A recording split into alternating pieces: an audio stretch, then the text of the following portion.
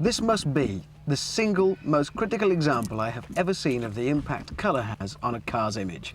In other colours, fine, but in dark blue, well, in dark blue it looks kind of like a short wheelbase hearse.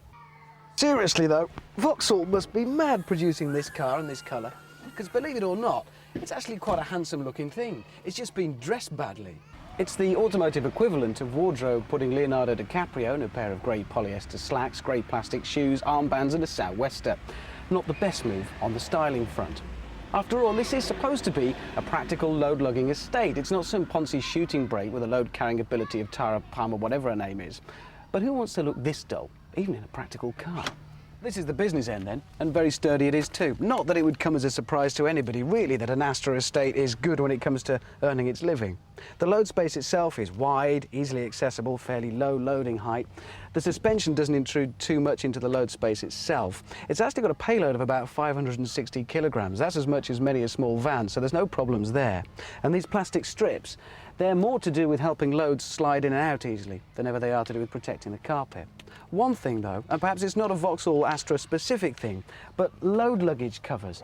They're a great idea when it comes to avoiding placing too much temptation under the noses of the knuckle draggers who break into cars. They do keep things covered, but why are they always so, well, frankly, awkward to get on with?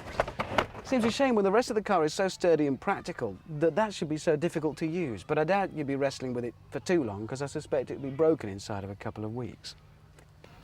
The previous Astra was, well, not very good. It looked boring, it drove badly, and the interior was tedious at best. That makes the new Astra even more of a revelation, which it had to be. It always seemed a shame that Vauxhall's lower-medium contender should, year by year, lose out more and more comprehensively to the competition. Therefore, Vauxhall had to work extra hard to make this new Astra improve in every way, the dynamics, the way the car looked. They had to address everything, and they have.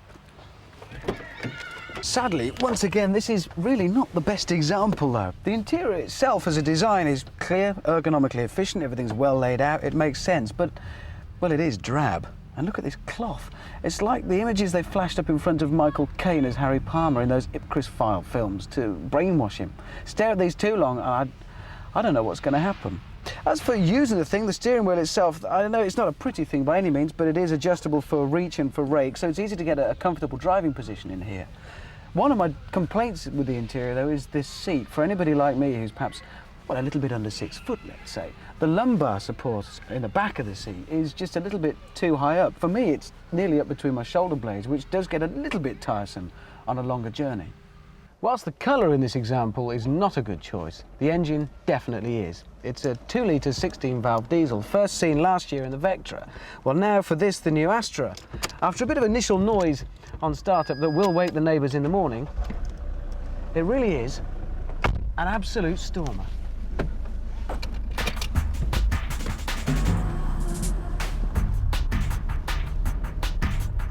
Predictably for a diesel engine, it pulls very well from low revs. Where the surprise comes is later on in the rev range at about 3,000, just past halfway, when the car takes off and pulls almost as if there was a diesel. It's because of the 16 valves rather than 8, and it's a very welcome surprise. The handling as well has been tidied up for this new Astra. Revised suspension front and rear does keep everything pointing the right direction very well. It's actually gone from being a bit of a lethargic old bus into quite a pointable tool. The improvements are definitely most noticeable in this, the estate version. Overall, it's pretty competitively priced, though not outstandingly so. For this, the estate 2-litre 16-valve diesel version, LS, which is kind of mid-level trim, $15,195 on the road. That's with air conditioning. ABS, however, you get a standard on the CDX top level, but up until then, it'll set you back $695, inclusive of VAT. That's with passenger and side airbags as well. I wouldn't ordinarily bore you with this, but insurance. Yeah, I know, loads of tedious forms and loads of even more tedious people only too anxious to take all of your money off you. But for the Astra driver, insurance has long been particularly relevant. That's because the drooling car thieves have been particularly keen of taking these things away. That's pushed the premiums up over the years. Well, the good news, both for Vauxhall and the purchaser, is that for the new Astra, the insurance group ratings have been pushed down considerably. In some instances, we're talking as much as from 14 down to Group 7, and that is going to mean significant savings for a lot of Astra buyers. The new Astra Estate, along with the rest of the new Astra range, is good news for Vauxhall. I'm sure a lot of executives spent sleepless nights wondering and worrying if they'd be stuck with another dog to sell, but they haven't been. The new car had to be practical, economical, rugged, and it is. The boot space is great. There's plenty of room in here. It can carry as much as a small van. The interior, okay, it's a bit gloomy, but it works. It makes sense ergonomically. And the exterior, well, if we excuse this colour, it's a handsome enough looking car. All in all, if Vauxhall had been stuck with another dog, it would have taken them a long time to claw back any credibility in this sector. As it is, it's a great car, and they're back in the midst of it with a great contender.